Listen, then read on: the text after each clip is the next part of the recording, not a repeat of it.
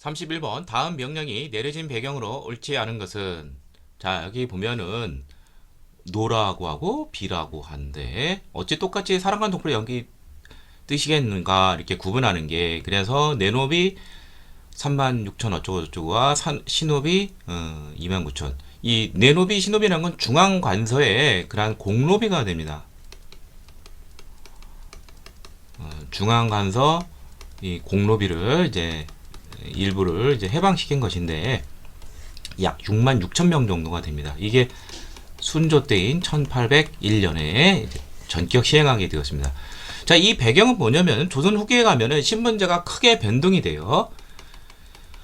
양관수가 굉장히 크게 증가하게 됩니다. 상대적으로 일반 상민, 양인과 그 다음에 노비수는 줄어들게 돼요. 자, 그러다 보니까 어떤 조치가 있게 되냐면 물론 이렇게 신분이 상승하는 데는 합법적인 방법도 있지만 불법적인 방법도 있긴 해요.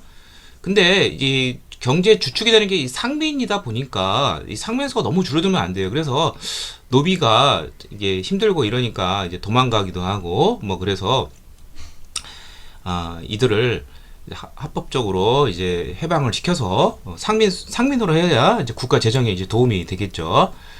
그리고 노비들의 그러한 처우도 많이 개선이 됩니다. 자, 그 이전에는 이제 입역 노비라고 해서 실제로 노동력을 이제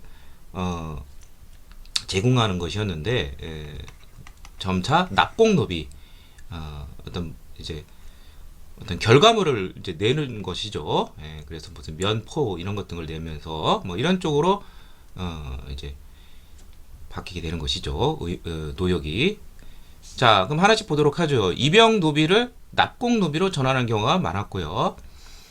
또한 이제 이제 이들이 내는 이러한 납공의 그런 신공 그것도 점차 감액 조치도 여러 차례 내려지게 됩니다. 너무 무거워지고 그러면은 노비수가 너무 줄어들게 되면 이제 노비에서 이제 막 이탈하고 그러기 때문에 이런 것을 막기 위해서 점차 그 노비들에 대한 처우가 많이 좋아졌다는 것이죠. 자, 이것도 맞는 내용이고요. 자, 신분제 동용으로 역을 부담하는 양민수가 크게 이제 감소한 것이죠. 예. 자, 그리고 합법적인 방법도 있지만 비합법적인 방법, 도망, 합법적인 거 뭐 군공을 세운다든지 납속책이라든지 이런 것 등을 통해서 노비에서 벗어나는 경우도 많기 때문에 공노비안이 무명무실해지는 경우도 많아졌죠. 자, 정답은 5번인데 자, 이건 보충군 제도라는 게 있습니다. 아마 처음 들어본 사람들이 많을 거인데 이 제도를 통해서 노비들의 신분 상승 사례가 많아졌다. 자, 우리는 항상 그 국사 교과서를 중심으로 공부를 해야 됩니다. 보충군 아마 들어보지도 못했을 거예요. 예. 이 보충군 제도라는 거는 이제 조선 초 태종 때 이제 실시된 그러한 제도로서 신량역천이라는 이제 계층이 있죠. 고려 조선에 보면 신분은 양인인데 하는 일이 천한 경우가 있어요. 자, 그래서 이 신량역천을 대상으로 이 보충군 제도를 통해서 완전한 일반 양인으로 이제 전환시키려는 것이 목적이지 노비들을 신분 상승으로 해주려는 그런 목적이 아닙니다. 자, 그래서 정답은 5번이 되겠습니다. 32번 다음 법령이 발표된 시기에 경제 상황으로 오는 것은 자, 출전이 조선 농진령입니다. 이건 이제 농촌진흥운동 당시 일제가 이제 제정한 법령이 되는데 이제 그 낙후된 이제 농촌 경제 소작농의 대다수인 이들을 이제 무마하기 위해서 이제 일종의 자력경생하려는 뭐 그런 관제 운동이 바로 농촌진흥운동이 1932년에서 1940년 요 사이에 있었습니다. 이 중에 이제 그 조선 농지령이래 가지고 소작인들의 불만을 무마시키려는 것이 이제 시도를 했는데요. 이게 1934년이에요. 자, 요 시기는 어떻게 되느냐? 아직 전시 경제 체제는 아닌 것이죠. 이제 1937년 중일 전쟁이 이제 벌어지면서 전시 체제가 되고 그 이듬해 1938년 총동원령 국가 총동원법이 제정이 되면서 철저한 전시 경제 체제로 넘어가게 되죠. 그때는 또 아니에요. 그러면은 이게 1930년대 이제 초가 되는데 자, 이때는 이제 경제적으로 어떤 운동이 있었느냐? 이제 1930년대 들어오면서 세계 경제 대공황이 있게 됩니다. 자, 이 문제를 해결하기 위해서 식민지를 최대한 활용하는 그러한 경제 시스템이 마련되게 됩니다. 그러면서 공업 원료를 확보하려는 노력이 각국에 있어야 되는데 일본은 이제 이 한반도와 만주를 통해서 하게 되는데요.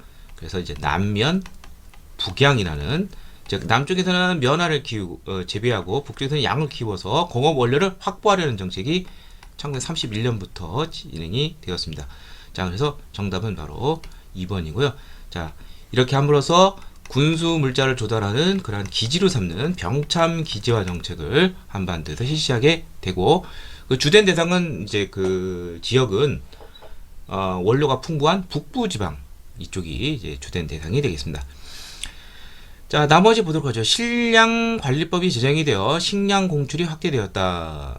자, 공출 제도 하면은 이건 이제 1940년대 들어오면서 일제가 이제 뭐 중일 전쟁에서 태평양 전쟁이 이렇게 이어지면서 대가성 없이 그냥 뜯어가는 것이죠. 예, 그래서 식량 공출도 있고 금속 공출도 있는데, 그래서 식량 관리법이 뭐 정확한 전도는 잘 모르지만 1940년대라는 것은 우리가 미루어 짐작할 수가 있습니다.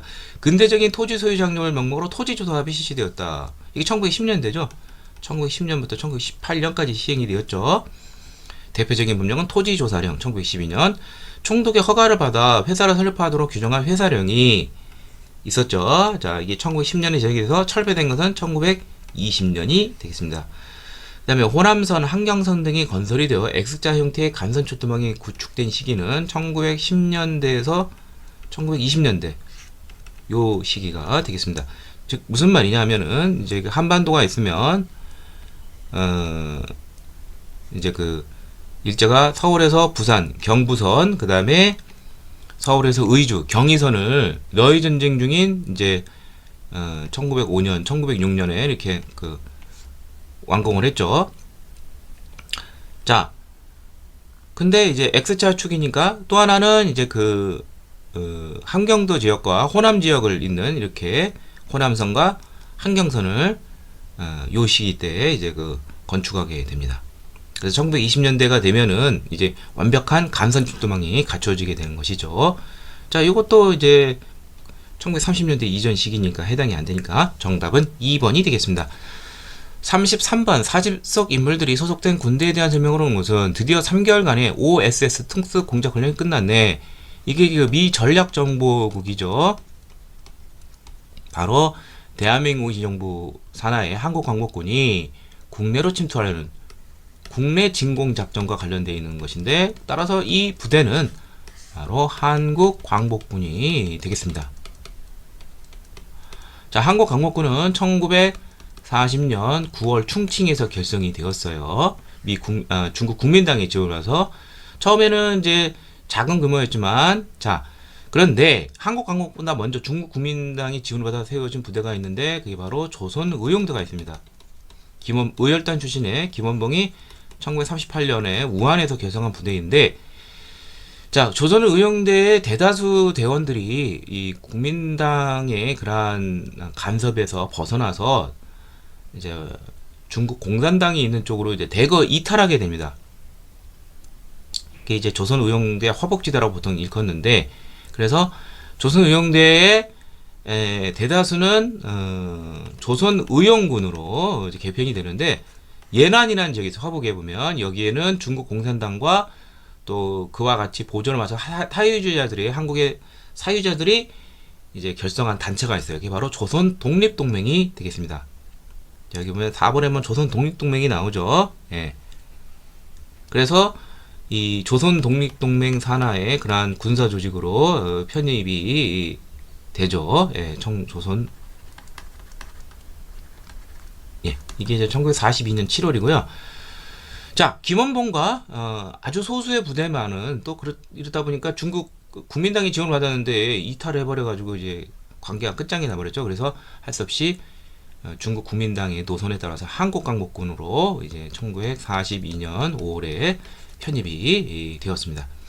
자, 그래서 정답은 바로 5번이 되겠죠. 그래서 조선의용대 일부 단원들은 한국광복군 제2 1지대에 이제 편입이 되었습니다. 자, 그러면 나머지 보도록 하죠. 밀산에서 부에서 조직이 되어 자유시로 이동하였다. 자, 그 이전에 여기 보면 백운평 어랑청 고등어 전투가 나오죠. 이게 바로 이제 청산리 대첩인데 일제와 최대 항일 무장 전적을 자랑하는 전투이죠. 이게 1920년 10월에 있었어요. 이에 대한 일제의 보복으로 간도천변이 이제 3개월간 있었고요. 그러자 이 청산리 대첩에 참여했던 모든 독립군 부대들은 여기서 있다가는 안 되겠다. 우리 민족이 피해를 볼 수 있다. 그래서 당시 이제 소련에서 항일 무장 투쟁을 지원한다는 약속을 믿고 소련령 노령 자유시로 이제 이동하기 전에 밀산부에서 독립군 부대들이 다 합쳤습니다. 그게 바로 대한 독립군단이 되겠습니다. 서해를 총재를 해서 1921년 1월에 결성을 했는데 소련군에 의해서 강제 무장 개정되면서 많은 독립군들이 희생당했습니다. 이게 자유시참변이죠. 1921년 6월에 있었습니다. 다음 중국 호로군과 연합하여 항일전을 전개하였다. 1930년대에 들어오면 만주사변으로 만주에 준출한 일본인에 대한 감정이 나빠지게 되죠. 중국인들의. 그래서 우리 민족과 같이 연합을 해서 일본에게 대항하게 되는데 여기 두 부대가 유명합니다. 하나가 북만주 쪽에서 활약했던 한국 독립군과 남만주 쪽에서 활약하던 조선혁명군이 있습니다. 각각 이끈 사령관은 여기는 지청천, 여기는 양세봉 장군이 되겠습니다. 결합한 부대는 여기는 이제 호로군, 여기는 중국 의용군이 되겠고요. 대표적인 전투는 쌍사대동 이렇게 외워두시면 좋을 것 같아요. 쌍성보, 사도하자, 대전자령, 동경성 전투. 그 다음에 조선혁명구의 대표적인 전투로는 이제 흥경성 전투라든지 영릉가 전투라든지 뭐 이런 전투가 있겠죠. 따라서 중국 호라군과 연합하여 항일전을 전개한 것은 한국 독립군이 되겠고요. 그 다음에 조선 의용대 이건 했죠. 이거는 이게 정답이 된다고 그랬죠. 자, 정답은 5번이 되겠습니다. 34번 다음 신문에 대한 설명으로 옳은 것을 보기에서 고른 것은 1898년에 창간된 신문으로 제목이 제국신문이라고 되어 있죠. 바로 제국신문이 되는데 자, 요거는 황성신문하고 많이 이제 대비가 됩니다. 둘이 똑같은 해에 결성이 되어서 똑같이 1910년 신문지법에 탄압받아서 폐간이 되었습니다. 자, 그런데 이제 그 스타일이 달라요. 제국신문은 그 대상이 여기 보면 이런 말이 있어요. 국민 계몽을 가장 중요하게 한다. 그래서 서민이라든지 이제 부녀자를 대상으로 한 그런 신문이고요. 황성신문은 좀 지식인, 식자층, 뭐 이런 사람들을 대상으로 한 것이죠. 뭐 유림이라든지. 그러다 보니까 여기는 보면 다 한글로 써 있죠. 한글 신문이고, 그다음에 여기는 국한문 혼용으로 게재를 했습니다.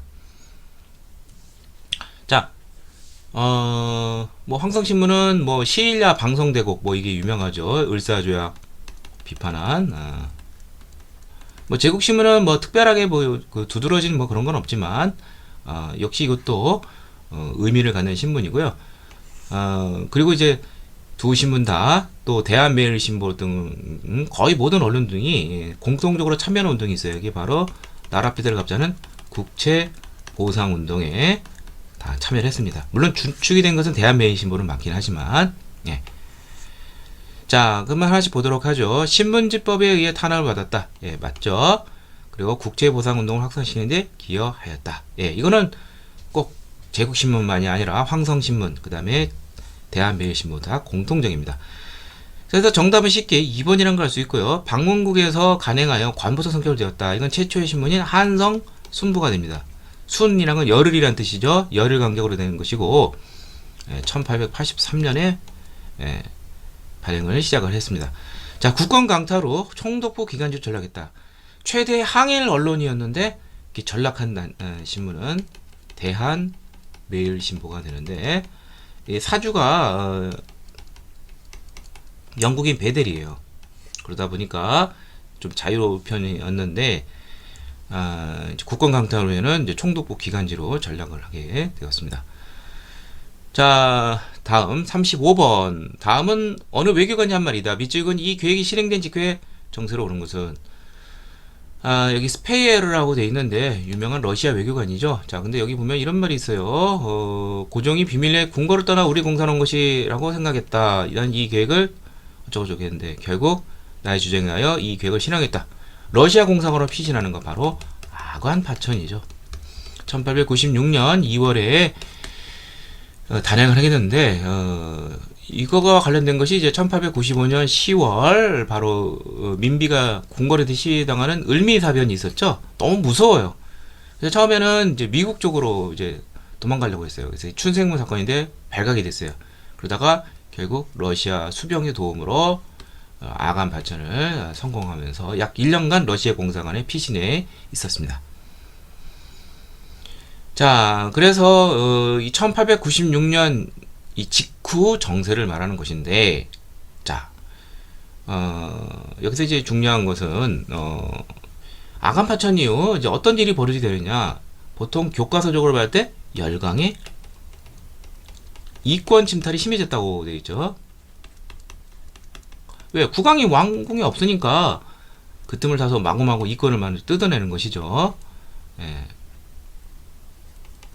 그래서 주로 이제 뭐에 집중이 되냐면 주로 이제 금은 광산이라든지 그 다음에 러시아 같은 경우는 산림, 그 다음에 또 하나 중요한 것이 철도 부설권이 아주 중요하죠.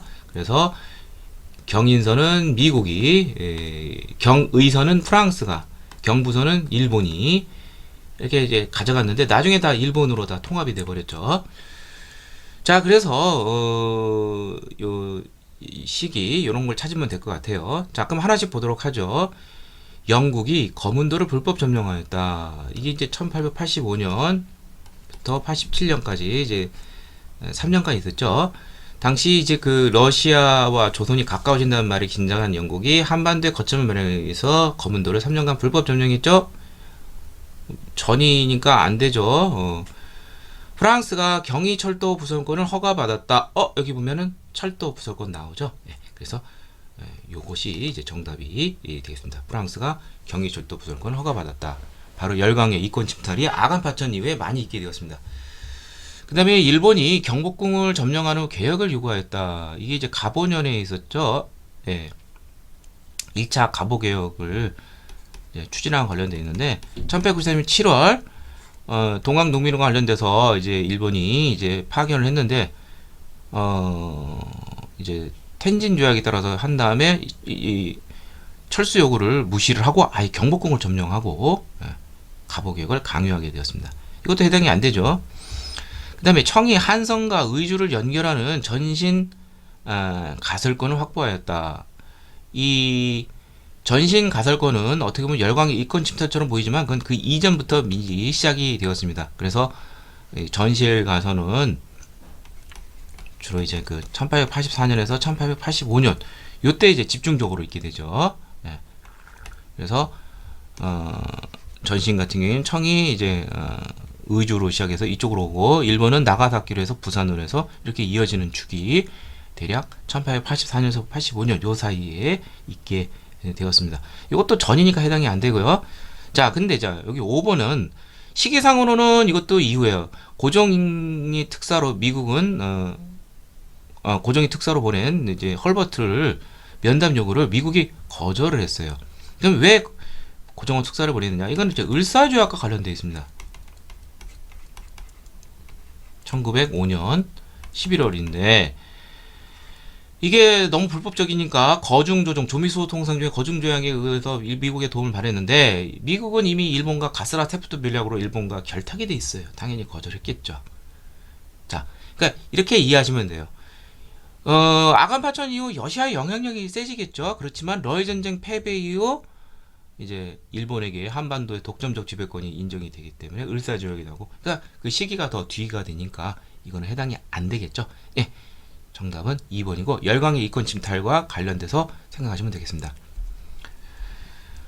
36번 다음 만평에서 풍자하는 정세를 해결하기 위한 노력으로 옳지 않은 것은 여기 보면 민족주의, 사회주의가 서로 서로 물고 물린 이 틈에 여기 이제 신나서 이거 잡아가는 다음 일본이 되겠죠. 어부질이라고 그러죠 보통. 예. 그래서 이 풍자라는 건 뭐냐면 이제 1920년대 들어오면서 사회주의가 이 땅에 급속히 확산이 되면서 이제 그 따로따로 놀게 돼요. 예를 들면 민족주의는 뭐 순수하게 일본에 더 독립을 하려고 하는데 사회주의 같은 경우는 이제 계급의 이것도 중시하게 돼요. 이게 좀 문제가 있다. 우리 단일 대우를 갖춰야 된다. 그래서 나온 운동이 뭐냐면 좌우가 힘을 합치자 민족 유일당 운동이죠. 자, 이러한 것의 가장 대표적인 결과물이 바로 신간회가 되는 것이죠. 자, 그러면 하나씩 보도록 하죠. 자, 만주의 삼부가 국민부와 혁신의회로 통합이 되었다. 자, 자유시 참변 이후 이제 항일 무장 세력들이 다시 이제 만주 쪽으로 들어오면서 세 가지 정부가 생겨요. 그게 바로 삼부가 있는데 참의부, 정의부, 신민부가 있어요. 이게 이제 1923년에서 27년까지 25년까지 결성이 되었는데 서로 따로따로 돌아요. 그러지 말고 우리 좀 더 통합을 하게 되자. 그래서 1920년대 말에 가면은 국민부와 혁신회 각각 남만주와 북만주 쪽에서 통합이 되고, 예, 이것도 뭐 일종의 크게 보면 민족 유일당 맞는 내용이죠. 예, 그 다음에 신간의 창립, 이것도 맞는 내용이고, 자, 그런데 동지의 단계를 목표로 대동보국회가 조직되었다. 자, 이거 처음 들어볼 거예요. 자, 대동보국회란 건 뭐냐면 미주에 있는 우리 한인 단체예요. 미주의 항립 단체가 하와이 이민이 뭐 많이 생겼는데 대표적인 단체가 이제 공립협회가 있어요. 안창호가 중심이 된. 그다음에 여기에 이제 라이벌 의식을 갖고 따로 만든 게 대동보국회 등이 있어요. 자, 이런 것 등이 다 나중에는 하나로 합쳐지게 되죠. 대한인 국민회로. 예. 그러니까 이 대동보국회 이런 거 나온 거는 대략 1907년 정도 되고 아직 사회주의 이런 거 배경하고는 거리가 멉니다. 사회주의가 나오려면은 최소한 1920년대는 돼야 돼요. 20년 이후. 예. 그 다음에 중국에서 한국 독립유일당 북격 촉성회. 이 독립유일당이라는 말이 나오죠. 벌써 명칭에. 이게 또 1926년에 있었고, 조선물산 장례 등이 참여한 조선민흥회가 역시 1926년에 출범을 하고, 여기는 주로 이제 비타협적 민족주의자이고, 자, 그 다음에 이어서 이제 또 1926년에 정우회 선언이라는 사회주의 단체 정우회에서 비타협적 민족주의가 개혁할 수 있다 해서 나온 결과물이 신간의 창립이 되겠습니다. 즉 사회주의와 비타협적 우파가 결합이 된 것이죠. 예, 그래서 자, 그래서 관련이 없는 것은 대동보국회가 되겠는데 좀 조심해야 될 게 이건 사회주의랑 관련이 없다는 거. 예. 자, 그 다음에 37번. 다음은 근대 개혁에 추진된 개혁 내용이다. 가에서 나를 시기순으로 오게 하는 것은 음력을 폐지하고 양력을 사용하기로 했고 소학교령 발표하고, 자, 이게 바로 을미개혁과 관련된 것이죠.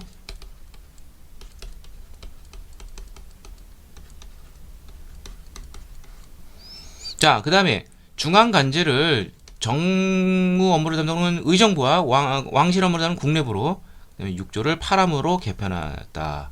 이게 바로 1차 갑오개혁이죠. 1894년 7월에서 12월까지. 자, 의정부와 각 아문의 명칭이 부로 바뀌게 돼요. 예, 그리고 총 7부로 바뀌는 것은 2차 갑오개혁이 되겠습니다.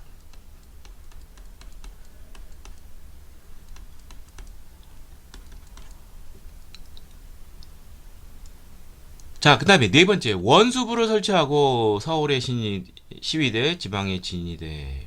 이건 이제 대한제과 관련된 광무개혁 시기라고 볼 수 있죠. 예, 특히 원수부 설치는 1899년이 되겠습니다.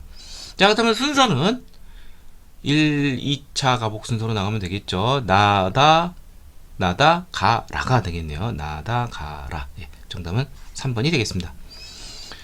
38번. 밑줄근 그의 활동으로 오른 것은 딱 얼굴만 봐도 급진기아파 홍영식이라는 걸 알 수가 있죠. 예. 예. 이 홍영식 하면은 이제 갑신정변 때 우정국 총판으로 유명하죠. 갑신정변의 장소인 거기에 책임자. 예. 여기 보면 자, 대부분의 급진기아파들은 이제 다 도망갔는데 김옥균, 박영효, 서재필, 서강범 등 이 사람은 끝내 국왕을 지키다가 결국 피살이 되었습니다. 자, 여기 보면은 이제 그 조사 시찰단 일본에 갔다 왔고요. 그 다음에 또 하나는 이제 미국에도 갔다 왔습니다. 보빙사. 예.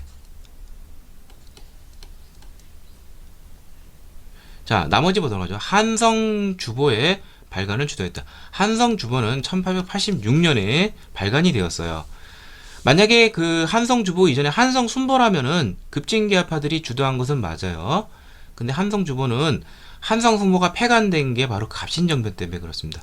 우정국도 당시 폐지되었고요. 그러다가 1886년에 다시 나타나게 되죠. 한성순보가 한성주보. 이번엔 이제 7일 간격이 되겠네요. 예, 해당이 안 되고요.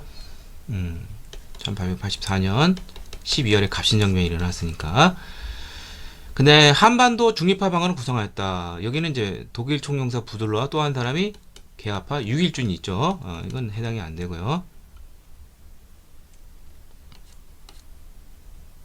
네, 그래서 정답은 디귿 니을이 되겠네요. 박규수의 문화에서 박규수,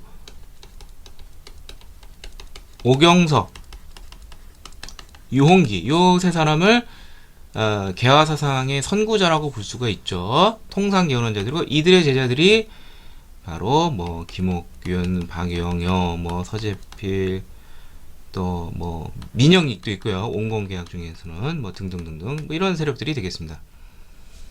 그래서 정답은 5번이 되겠습니다. 39번 다음 답사 계획서에 적절하지 않은 거. 자, 이거 뭐 딱 봐도 동학농민운동이라고 할 수가 있죠. 자, 여기 보면은 순서대로 해볼게요. 교조신원운동이 가보년 전에 1892년에서 1893년 요 사이에 있었습니다. 공삼서보 이렇게 외우시면 돼요. 공주, 삼내, 서울, 마지막이 보은 집회가 있었죠. 이때는 종교적 성격, 교조신원, 동학을 창시한 최지호의 억울함을 풀어달라는 것이 아니라 그거는 당연한 것이고 항일 구국 투쟁을 이제 주장하는 것이죠. 탐관회를 몰아내고 사회 정치적 운동으로 이제 바뀌게 된 것이죠. 보은 해당이 되네요. 자, 1차 분기가 바로 첫 단계가 동학농민 첫 번째 단계가 고부 분기죠. 그 다음에 1차 분기 전주화약, 2차 분기 이렇게 4단계로 나눌 수가 있는데 고부에서 시작을 할 때 이 문제가 고부군수 조병갑의 이 만석보 저수지 축조 문제였었죠. 연락하기 위해서 사발통문 돌렸고요. 자, 그 다음에 이제 고부봉기를 이제 안핵사 이용태가 탄압을 하게 되니까 1차 봉기로 또 이어지게 되겠죠. 이때는 이제 무장에서 시작을 해서 백산에서 총 집결을 하고 그 다음에 이제 승리로 전투 두 가지로 해야 되죠. 황토연 전투, 그 다음에 황룡촌 전투. 예. 해당이 되는 거 맞죠? 장성 쪽. 예. 그 다음에 전주하약 이렇게 되죠. 전주 3단계 그러면서 직강소 자치행정기구에 설치되죠. 자, 그 다음에 논산 전봉준과 손병현의 만남 이렇게 되어 있는데, 자, 2차 봉기 때는 이제 경복궁 정령과 관련해서 일본군이 그래서 항일 구국투쟁으로 나가게 되는데 1차 때는 주로 남접 위주로 돼 있었는데 북접 충청도 쪽 농민군 지도자 손병희가 논산에서 집결한 다음에 북행을 해서 공주 우금치에서 싸우다가 결국 패전하면서 실패로 끝나게 됐죠. 자, 그래서 적절하지 않은 것인데 이제 일단 하나씩 보도록 하죠. 교조신원운동 보은 맞고 고부 만석보와 사발통문, 그 다음에 장성 황토현 전투. 이상하네.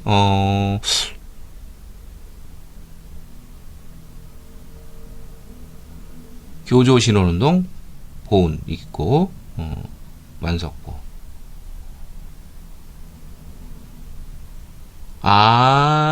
이게 자, 황토현 전투가 장성이라고 되어 있는데 이거 참 어떻게 보면 1점짜리인데 이건 좀 지리적인 것과 관련돼 있어요. 자, 이제 황황 그랬죠. 황토현 전투가 먼저고 그 다음에 황룡촌 전투가 있는데 황토현 전투는 오늘날 정읍 쪽이 됩니다. 그러니까 여기가 이제 그 노령산맥이 있는데 바로 넘어가기 전 이쪽 오늘날 정읍 쪽이 되는데 황토현 전투는 그러니까 이제 정읍은 전북이고 장성은 이제 전남이에요. 장성 쪽이 바로 황룡촌이 되는 것이죠. 예, 이런 걸 문제로 냈네요. 예. 자, 정답은 3번이 되겠습니다. 40번 편은 어느 단체 회의의 내용을 정리한 것이다. 이 단체에 대한 옳은 거 찾는 것인데 여기 자활이라는 말이 나오고 그 다음에 조선의 농민운동을 적극 후원할 거 뭐 이렇게 되어 있고요. 조선인의 생활 양성을 도모하기 위해 생활운동을 지지하고 적극적으로 후원할 거 이렇게 되어 있고요. 네. 자, 그리고 의복은 두루마기와 치마를 입되 무명을 염색하여 저거 이렇게 되어 있습니다. 그리고 회원에게 연연금. 자, 이거 조금 뭐 까다로울 수 있는데 이제 그 여기 보면은 이제 그 일본 소자본 경제에 참고하게 생각하고 뭐 이렇게 되어 있는데 자세히 보면은 결국 한국인들의 여기 보면 토산품을 사용한다. 뭐 이게 가장 핵심이 되겠네요. 국산품 바로 물산 장려 운동이 되겠습니다. 이 1920년대 초에 있었죠. 네. 그래서 평양에서 시작을 해서 조만식 등에서 나중에 이제 전국으로 확산이 됩니다. 그래서 자본을 모으기 위해서는 돈을 아끼고 저축하고 이런 게 필요하겠죠. 금주단연 뭐 이런 거 추진했겠죠. 그리고 내 살림 내 것으로 우리 것을 쓰자는 거죠. 국산품 애용. 그리고 뭐 이제 자주 나오는 말이 자활이란 말도 있고 장선 산업을 장려한다는 것이죠. 이런 것도 좀 알아두시면 좋겠어요. 자, 디귿, 니을은 무엇이냐? 각각 한규설, 이상지, 윤추 등 백연이 발견한 것은 이 한규설이 바로 핵심인데 바로 밀립대학 설립운동이라는 게 있어요. 여기 이제 대표적인 사람은 조만식 꼭 좀 알아두고요. 이게 이제 1920년대 초에 있었죠. 1천만이 이런 식이라는 구호 속에서 이제 시작이 됐고요. 대한매일 신보들의 동으로 모금활동을 적용했다. 아까 나왔었죠? 이게 바로 국채보상운동이죠. 1907년. 그래서 정답은 자 1번이 되겠습니다.